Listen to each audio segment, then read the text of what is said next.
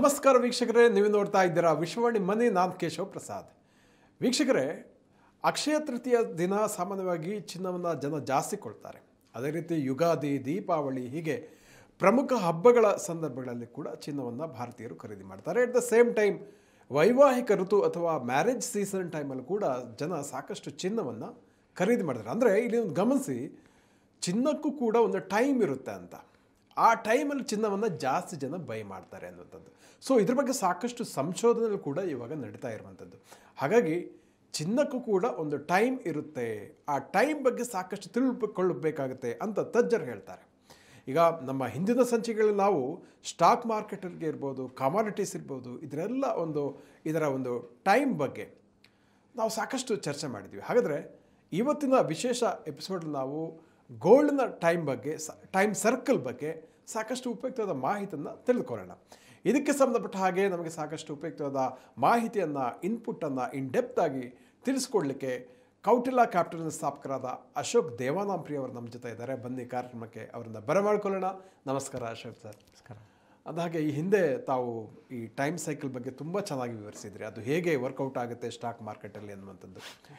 So ಇವತ್ತಿನ ಎಪಿಸೋಡಲ್ಲಿ ನಾವು gold ಮೇಲೆ ಇದು ಯಾವ ರೀತಿ ವರ್ಕೌಟ್ ಆಗುತ್ತೆ ಅನ್ನೋದ್ರ ಬಗ್ಗೆ ಸಾಕಷ್ಟು ಮಾಹಿತಿಯನ್ನು ತಮ್ಮಿಂದ ನಿರೀಕ್ಷೆ ಮಾಡ್ತಾ ಇದ್ದೀವಿ.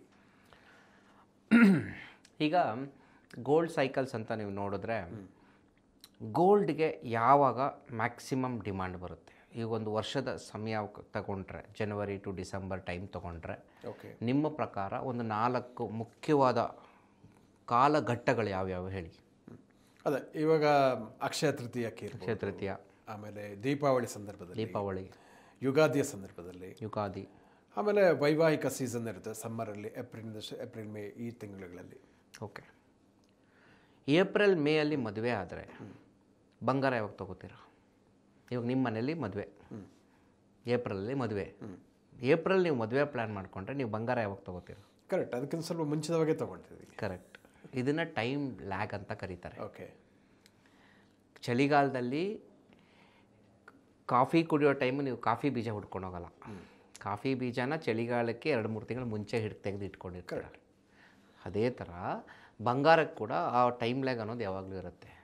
ಫಾರ್ ಎಕ್ಸಾಂಪಲ್, ಸ್ಟ್ಯಾಟಿಸ್ಟಿಕಲಿ ಕಳೆದ 20 ವರ್ಷಗಳಲ್ಲಿ ಬಂಗಾರ ನವಂಬರಿಂದ ಮಾರ್ಚ್, ಏಪ್ರಿಲ್ಗೆ ಸೂಪರ್ ಬ್ಲಾಕ್ ಬಸ್ಟರ್ ಮೇಲೆ ಹೋಗುತ್ತೆ.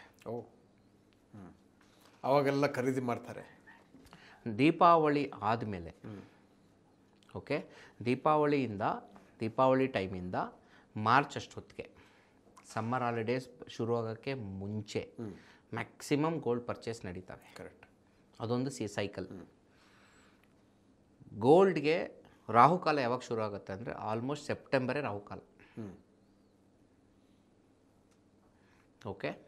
ಸೊ ಈ ಟೈಮಿಂದ ಆಲ್ಮೋಸ್ಟ್ ಆಗಸ್ಟ್ ಎಂಡ್ವರೆಗೂ ಗೋಲ್ಡ್ ಯಾವಾಗಲೂ ಮೇಲಕ್ಕೆ ಹೋಗುತ್ತೆ. ಓಕೆ. ಆಗಸ್ಟ್ ಆದಮೇಲೆ ಗೋಲ್ಡ್ ರಿವರ್ಸ್ ಟರ್ನ್ ಹೊಡೆಯೋದು. ಆ ರಿವರ್ಸ್ ಹೊಡೆದ್ರೆ ಅಪ್ರಾಕ್ಸಿಮೇಟು ನವಂಬರ್ವರೆಗೂ ರಿವರ್ಸ್ ಹೊಡೆಯುತ್ತೆ.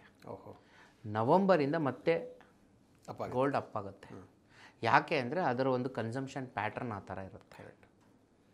ಗೋಲ್ಡು ಬರೀ ನಮ್ಮ ಇಂಡಿಯಾದಲ್ಲಿ ನಡೆಯೋ ಮದುವೆಗಳು, ದೀಪಾವಳಿ ಹಬ್ಬಕ್ಕಿಂದ ರಿಯಾಕ್ಟ್ ಆಗಲ್ಲ. Gold is A universal product. ಪ್ರಪಂಚದ ಎಲ್ಲರ ಹತ್ರನೂ ಬಂಗಾರ ಇದೆ. ನಾನು ನಿಮಗೆ ಆಲ್ರೆಡಿ ಒಂದು ಎಪಿಸೋಡಲ್ಲಿ ಹೇಳಿದೆ, ಭಾರತ ದೇಶದ ಜನಗಳ ಹತ್ರ ಪ್ರಪಂಚದ 15% ಬಂಗಾರ ಅಷ್ಟೇ ಇರೋದು ಅಂತ. ಕರೆಕ್ಟ್. ಅಂದರೆ 85% ಬಂಗಾರ ಇನ್ನು ಎಲ್ಲೋ ಇದೆ. ಒಂದು ಅದೃಷ್ಟ ಅಂದರೆ 15% ಜನ ಇದ್ದೀವಿ, 15% ಪ್ರಪಂಚದ ಬಂಗಾರ ನಮ್ಮ ಹತ್ರ ಇದೆ, ಕರೆಕ್ಟಾಗಿದೆ ನಮ್ಮ ಹತ್ರ. ಓಕೆ. ಸೊ ಹಾಗಾಗಿ ಬಂಗಾರದ್ದು ಸೈಕಲ್ ಅನ್ನೋದು ಖಂಡಿತ ಇರುತ್ತೆ.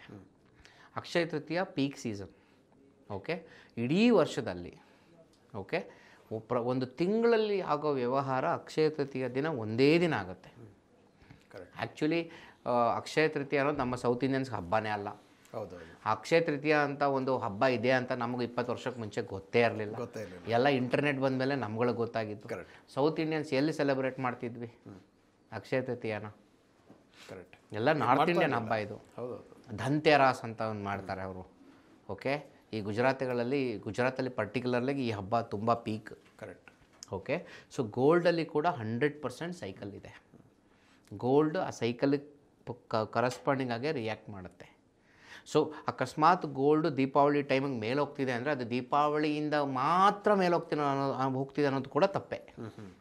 ದೀಪಾವಳಿ ಟೈಮಿಗೆ ಮೇಲೆ ಹೋಗ್ತಿದೆ ಅಂದರೆ ದೀಪಾವಳಿ ಮತ್ತು ಇನ್ಯಾವುದೋ ಒಂದು ಏನೋ ಪ್ರೋಗ್ರಾಮಿಂದ, ಓಕೆ, ಇನ್ಯಾವುದೋ ಒಂದು ಸಿಚುವೇಶನಿಂದ ಅದು ಮೇಲೆ ಹೋಗ್ಬೋದು. ಓಕೆ, ಇವಾಗ ನಮ್ಮದು ದೀಪಾವಳಿ ಆದ ನಂತರ ಅಮೇರಿಕಾದಲ್ಲಿ ಥ್ಯಾಂಕ್ಸ್ ಗಿವಿಂಗ್ ಬರುತ್ತೆ. ಹಂಗಂದ ಮಾತ್ರಕ್ಕೆ ಅವರೆಲ್ಲ ಬಂಗಾರ ತಗೊಳ್ತಾರೆ ಅಂತ ಅಲ್ಲ. ಬಟ್ ಇದು ಒಂದು ಪ್ಯಾಟರ್ನ್, ಇದು ಒಂದು ಸೈಕಲ್. ಇದು ಕಳೆದ 20-25 ವರ್ಷಗಳಿಂದ ಈ ಪ್ಯಾಟರ್ನ್ ತೋರಿಸ್ತಾ ಇದೆ. ನನ್ನ ಪ್ರಕಾರ ಗೋಲ್ಡ್ಗೆ ಶುಕ್ರದಶೆ ಬರೋದೇ ನವಂಬರ್ ಆದಮೇಲೆ. ಅದಾದಮೇಲೆ ನವಂಬರ್ ಆದಮೇಲೆ ಪಿಕಪ್ ಆಗುತ್ತೆ. ಓಕೆ, ಪಿಕಪ್ ಆಗುತ್ತೆ, ಮೊಮೆಂಟಮ್ ಪಿಕಪ್ ಆಗುತ್ತೆ. ಡಿಸೆಂಬರ್, ಜನವರಿ, ಫೆಬ್ರವರಿ, ಮಾರ್ಚ್ ಗೋಲ್ಡ್ ಸಾಧಾರಣವಾಗಿ ಪ್ರೈಸ್ ಮೇಲೆ ಹೋಗುತ್ತೆ, ಸ್ಟ್ಯಾಟಿಸ್ಟಿಕಲಿ ಆಲ್ಸೋ. ಓಕೆ, ಅದಾದಮೇಲೆ ನೆಕ್ಸ್ಟ್ ಲೆವೆಲ್ ಬೂಸ್ಟರ್ ಬರೋದು ನಮ್ಮ ಅಕ್ಷಯ ತೃತೀಯ ಟೈಮಲ್ಲಿ. ಅದಾದಮೇಲೆ ನೆಕ್ಸ್ಟ್ ಲೆವೆಲ್ ಬೂಸ್ಟರು ಮತ್ತೆ ನಿಮಗೆ ಈ ಗಣೇಶನ ಹಬ್ಬಕ್ಕೆ ಮುಂಚೆ ಬರುತ್ತೆ. ಬಟ್ ಆಲ್ವೇಸ್ ಗೋಲ್ಡ್ ಪೀಕ್ ಕಾಣೋದು ಒಂದು ಸೈಕ್ಲಿಕಲ್ ಇಯರ್. ಜನವರಿಯಿಂದ ನೀವು ಡಿಸೆಂಬರ್ ಅನ್ನೋ ಟೈಮ್ ತೊಗೊಂಡ್ರೆ ಆ ಗೋಲ್ಡ್ ಸಾಧಾರಣವಾಗಿ ಪೀಕ್ ಆಗೋದೆಲ್ಲ ಈ ಆಗಸ್ಟ್ ಎಂಡಿಗೆ. ಹಾಂ, ಪೀಕ್ ಸ್ಟ್ಯಾಟಿಸ್ಟಿಕಲಿ. ಹಂಗಂದ ಮಾತ್ರಕ್ಕೆ ಇನ್ನು ಈ ವರ್ಷ ಅಷ್ಟೇನಾ ಗೋಲ್ಡಿನ ಮೇಲಕ್ಕೆ ಹೋಗಲ್ವಾ? 4 ತಿಂಗಳು ಅದೇ ಪ್ರೈಸ್ ಇದ್ದರೂ ಕೂಡ ಗೋಲ್ಡ್ ಈಸ್ ಮೇಂಟೈನಿಂಗ್ ಅಂತ ತಾನೇ ಅರ್ಥ. ಗೋಲ್ಡ್ ಬೆಲೆ ಮೇಲೋದ್ರೇ ಮೇಲೋಯ್ತು ಅಂತ ಅಲ್ವಲ್ಲ. ನಮಗೆ ಅಲ್ಲೇ ಇದ್ದರೂ ಕೂಡ ಗೋಲ್ಡ್ ಆ ಪ್ರೈಸ್ನ ಮೇಂಟೈನ್ ಆಗ್ತಿದೆ ಅಂತ ಅರ್ಥ. ಆಮೇಲೆ ನಿಮಗೆ ಆಲ್ರೆಡಿ ಹೇಳಿದ್ದೀನಿ, ಮಾರ್ಕೆಟು ಯಾವಾಗಲೂ ಮಾರ್ಕೆಟ್ ಸಿಚುವೇಶನ್ಗೆ ಗೋಲ್ಡ್ ರಿಯಾಕ್ಟ್ ಮಾಡುತ್ತೆ ಅಂತ. ಇವಾಗ ಟ್ರಂಪ್ ಟ್ಯಾರಿಫ್ ಆಗಿರ್ಬೋದು, ಮಾರ್ಕೆಟ್ ಟರ್ಬುಲೆನ್ಸ್ ಆಗಿರ್ಬೋದು, ಕಳೆದ 4 ಕ್ವಾರ್ಟರ್ಸ್ ಅಂದರೆ ಕಳೆದ 1 ವರ್ಷದಲ್ಲಿ ಇಂಡಿಯನ್ ಶೇರ್ ಬಜಾರ್ ರಿಟರ್ನ್ಸೇ ಕೊಟ್ಟಿಲ್ಲ. ಸೊ ನ್ಯಾಚುರಲಿ ಜನಗಳೆಲ್ಲ ಆ ಇನ್ಸ್ಟೆಬಿಲಿಟಿ ಕಾರಣವಾಗಿ ಬಂಗಾರದಲ್ಲಿ ದುಡ್ಡು ಇಡ್ತಿದ್ದಾರೆ. ಸೊ ನಾನು ನಿಮ್ಗೇನು ಹೇಳಿದೆ, ಆಗಸ್ಟ್ ಎಂಡಿಗೆ ಅದರ ಒಂದು ಶುಕ್ರದಶೆ ಮುಗೀತು ಬಂಗಾರ ಅಂತ ನಾನು ಹೇಳಿದೆ. ಆದರೆ ಒಂದು ಎಕ್ಸ್ಟರ್ನಲ್ ಸನ್ನಿವೇಶನ್ ಬಂದು ಅದನ್ನು ಓವರ್ ರೈಡ್ ಮಾಡ್ಬೋದು. ಕರೆಕ್ಟ್.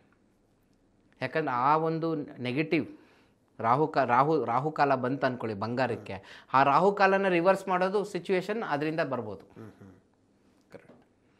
ನಾವು ಸಾಧಾರಣವಾಗಿ ಹೇಗೆ ನೋಡ್ತೀವಿ ಅಂದರೆ, ಹೇಗೆ ಇದು ಕಳೆದ 10 ವರ್ಷ, 20 ವರ್ಷ, 30 ವರ್ಷ ಬಿಹೇವ್ ಮಾಡ್ತು ಅಂತ ನೋಡ್ತೀವಿ. ಅದ್ರ ಮೇಲೆ ನಾವು ಡಿಸಿಷನ್ ತೊಗೊಳ್ತೀವಿ. ನಾವು 1 ವರ್ಷದ ಒಂದು ರಿಯಾಕ್ಷನ್ ನೋಡಿಬಿಟ್ಟು ಒಂದು ಕನ್ಕ್ಲೂಷನ್ ನಾವು ಬರಲ್ಲ. ಈಗ ಟ್ರಂಪ್ ಟ್ಯಾರಿಫ್ ಇದೆ, ಈ ವರ್ಷ ಬಂಗಾರ ಏನಾದರೂ ಮಾಡ್ಬೋದು, ನನಗೆ ಗೊತ್ತಿಲ್ಲ. ಹಂಗನ್ಬಿಟ್ಟು ಇದೇ ಸರಿ ಬರೋ ವರ್ಷ ಹಿಂಗೆ ನಡ್ಕೊಳ್ಳುತ್ತೆ ನಾನು ಹಿಂಗೆ ಹೇಳಬಲ್ಲೆ? ಹೇಳೋಕ್ಕಾಗಲ್ಲ. ಹಾಗಾಗಿ ಬ್ರಾಡರ್ ಸೈಕಲ್, ಗೋಲ್ಡ್ ಸೈಕಲ್ ನಾವು ನೋಡಬೇಕಾಗ್ತದೆ. So according to that cycle August end ಇಂದ ನಿಮಗೆ ನವಂಬರ್ವರೆಗೂ ಒಂದು ಸ್ವಲ್ಪ ವಿಪ್ಸಾ ಟೈಮೇ. ಅಂದರೆ ಈಗ ಬ್ರಾಡರ್ ಸೈಕಲ್ ಅನ್ನು ನೋಡಿದ್ರೆ ಈ ಶಾರ್ಟ್ ಟರ್ಮ್ ಟ್ರೆಂಡ್ ಏನಿರ್ಬೋದು ಅಂತ ಗೆಸ್ ಮಾಡ್ಲಿಕ್ಕೆ ಅನುಕೂಲ ಆಗುತ್ತಾ? ಮಾಡ್ಬೋದು, ಗೆಸ್ ಮಾಡ್ಲಿಕ್ಕೆ ಆಗ್ಬೋದು. ಫಾರ್ ಎಕ್ಸಾಂಪಲ್, ನೀವು ಗೋಲ್ಡ್ ಮಾರ್ಕೆಟ್ನ 52 ವಾರಗಳಾಗಿ ಡಿವೈಡ್ ಮಾಡಿದ್ರೆ ಯಾವ ವಾರಗಳಲ್ಲಿ ಕರೆಕ್ಟಾಗಿ ಅದು ಬರುತ್ತೆ ಅಂತ ನಾವು ಗೆಸ್ ಮಾಡ್ಬೋದು. ಆದರೆ ಆ ಡೇಟ್ಗಳು ಮ್ಯಾಚ್ ಆಗಲ್ಲ. ಯಾಕೆ ಅಂದರೆ ಗಣೇಶನ ಹಬ್ಬ ಈ ವರ್ಷ ಯಾವ ಡೇಟಿಗೆ ಬಂತೋ, ಬರೋ ವರ್ಷ ಅದಕ್ಕಿಂತ ಒಂದು 2 ವಾರ ಮುಂಚೆನೋ ಇಲ್ಲ 2 ವಾರ ಆದಮೇಲೆ ಬರ್ಬೋದು. ಸಾಧಾರಣವಾಗಿ ದೀಪಾವಳಿ, ನಮಗೆ ದಸರಾ ಹಬ್ಬ ಅಕ್ಟೋಬರ್, ಈ ವರ್ಷ ಅಕ್ಟೋಬರ್ 2ನೇ ತಾರೀಕು ದಸರಾ ಬಂದಿದೆ. ಕೆಲವೊಮ್ಮೆ 2ನೇ ತಾರೀಕಿಂದ 25ನೇ ತಾರೀಕುವರೆಗೂ ಯಾವಾಗ ಬೇಕಾದರೂ ಬರ್ಬೋದು. ಎಷ್ಟೊಂದು ಸರಿ 25ನೇ ತಾರೀಕು ದಸರಾ ಬರುತ್ತೆ, ಅದೇ 25 ನೆಕ್ಸ್ಟ್ ವರ್ಷ ದೀಪಾವಳಿ ಬರುತ್ತೆ. ಆ ಒಂದು ವೇರಿಯೇಷನ್ ಇದೆ ನಮ್ಮ ಒಂದು ಹಿಂದೂ ಕ್ಯಾಲೆಂಡರಲ್ಲಿ, ಅದನ್ನು ನಾವು ಮ್ಯಾಚ್ ಮಾಡ್ಕೋಬೇಕಾಗ್ತದೆ. ಓಕೆ, ಸೊ ಗೋಲ್ಡ್ ಪರ್ಟಿಕ್ಯುಲರ್ಲಿ ಈ ಥರ ಒಂದು Trump war situation always bullish ಇರುತ್ತೆ. ಈಗ ನಾನು ನಿಮ್ಗೆ ಹೇಳಿದೆ, ಆಗಸ್ಟ್ ಎಂಡಿಗೆ ಅದು ಏನಂತಾರೆ ರಾಹು ದಶೆ ಸ್ಟಾರ್ಟ್ ಆಗುತ್ತೆ ಬಂಗಾರಕ್ಕೆ ಅಂತ. ರಾಹು ದಶೆ ಸ್ಟಾರ್ಟ್ ಆಗಿದ್ರೂ ಕೂಡ ಬಿಕಾಸ್ ಆಫ್ ಡೊನಾಲ್ಡ್ ಟ್ರಂಪ್ ಅದು ಮೇಲೆ ಹೋಗ್ಬೋದು. ಈ ಫ್ಯಾಕ್ಟ್ರಿಗಳು ಕನ್ಸಿಡರ್ ಮಾಡಬೇಕಾಗತ್ತೆ. That is the point. ಆದರೆ at any point of time January, February, March ಈ 3 ತಿಂಗಳು ಗೋಲ್ಡ್ಗೆ ಬೆಸ್ಟ್ ಟೈಮ್. ಆಮೇಲೆ ಇನ್ನೊಂದು, ಈ ಮಧ್ಯದಲ್ಲೇ ಒಂದು ಇಂಟ್ರೀಮ್ ಸೈಕಲ್ ಇದೆ. ಅಕ್ಟೋಬರ್ 2ನೇ ತಾರೀಕಿಂದ ನನ್ನ ಪ್ರಕಾರ ಅಕ್ಟೋಬರ್ 28ನೇ ತಾರೀಕು ರಫ್ಲಿ ಆ ಟೈಮಲ್ಲಿ. ಸೊ ಬಂಗಾರ ಯಾವಾಗಲೂ ಸ್ಟೇಬಲ್ ಇರುತ್ತೆ, ಅಪ್ ಟ್ರೆಂಡ್ ಇರುತ್ತೆ. ಆ ಟರ್ಬುಲೆನ್ಸ್ ಪೀರಿಯಡಲ್ಲಿ ಕೂಡ ಅಲ್ಲಿ ಇಂಟರ್ನಲ್ ಒಂದು ಪರ್ಟಿಕ್ಯುಲರ್ ಟೈಮ್ ಇದೆ, ಅದು ಅಪ್ ಟ್ರೆಂಡ್ ಬರುತ್ತೆ ಅಂತ ಹೇಳುತ್ತೆ. ಇದೆಲ್ಲನೂ ಸೈಕಲ್ ಸ್ಟಡೀಸ್ ಮೇಲೆ ಬೇಸ್ ಆಗಿರೋದು. ಕೆಲವೊಮ್ಮೆ ಈ ಸೈಕಲ್ ಫೇಲ್ ಆಗ್ಬೋದು, but over A long period of time next 10 ವರ್ಷ ಈ ಸೈಕಲ್ ವರ್ಕ್ ಆಗೇ ಆಗುತ್ತೆ.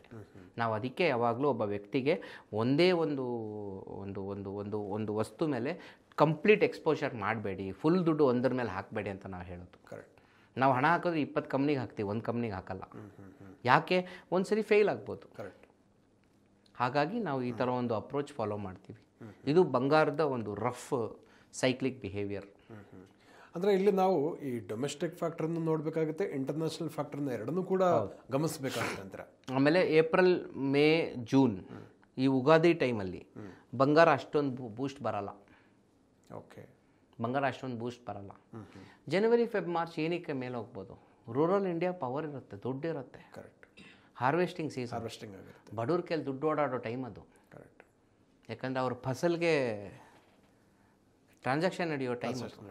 ಸೊ ಅವಾಗ ತುಂಬ ಬೂಸ್ಟ್ ಕೊಡುತ್ತೆ ರೂರಲ್ ಇಂಡಿಯಾ ಪರ್ಟಿಕ್ಯುಲರ್ ಆಗಿ. ಕರೆಕ್ಟ್. ಓಕೆ. ಈಗ ರೂರಲ್ ಇಂಡಿಯಾ ಹೋಗ್ಬಿಟ್ಟು ನೀನು ಬಿಟ್ಕಾಯಿನ್ ತಗೋ, ಈದರ್ ತಗೋ, ಅವ್ರು ತೊಗೊಳಲ್ಲ, ಅವ್ರು ನಂಬೋದು ಇಲ್ಲ. ಬಂಗಾರ, ಬೆಳ್ಳಿ. ಕರೆಕ್ಟ್. ಅಷ್ಟೇ. ನಮ್ಮ ವೀಕ್ಷಕರಿಗೆ ಇಷ್ಟು ಹೊತ್ತು ಈ ಬಂಗಾರದ ಸೈಕಲ್ ಬಗ್ಗೆ ಸಾಕಷ್ಟು ಉಪಯುಕ್ತವಾದ ವಿಚಾರಣೆ ನಡೆಸಿಕೊಟ್ಟಿದ್ರು. ಮುಖ್ಯವಾಗಿ ಅದಕ್ಕೆ ಏನು ಅದರ ಹಿಂದೆ ಇರುವಂಥ ಫ್ಯಾಕ್ಟ್ರಿಗಳು ಮತ್ತು ಯಾವ ತಿಂಗಳುಗಳಲ್ಲಿ ಚಿನ್ನದ ದರ ಏರಿಕೆ ಆಗುತ್ತೆ, ಇಳಿಕೆ ಆಗುತ್ತೆ, ಸ್ಟೇಬಲ್ ಆಗಿರುತ್ತೆ ಇತ್ಯಾದಿ ವಿಚಾರಗಳ ಬಗ್ಗೆ ಸಾಕಷ್ಟು ಉಪಯುಕ್ತವಾದ ಮಾಹಿತಿಯನ್ನು ತಿಳಿಸಿಕೊಟ್ಟಿದ್ದಕ್ಕಾಗಿ ಧನ್ಯವಾದಗಳು. ವೀಕ್ಷಕರೇ, ಇಂತಹ ಮತ್ತಷ್ಟು ಉಪಯುಕ್ತ ವಿಡಿಯೋಗಳಿಗೆ ವಿಶ್ವವಾಣಿ ಮನಿ ಯೂಟ್ಯೂಬ್ ಚಾನಲನ್ನು ವೀಕ್ಷಿಸಿ, ಸಬ್ಸ್ಕ್ರೈಬ್ ಮಾಡಿ, ಜೊತೆಗೆ ನಿಮ್ಮ ಎಲ್ಲ ಪ್ರಶ್ನೆಗಳನ್ನು ಕಮೆಂಟ್ ಬಾಕ್ಸ್ನಲ್ಲಿ ತಿಳಿಸಿ ಅಂತ ಕೇಳ್ಕೊಳ್ತಾ ಇದ್ದೀನಿ. ವಂದನೆಗಳು.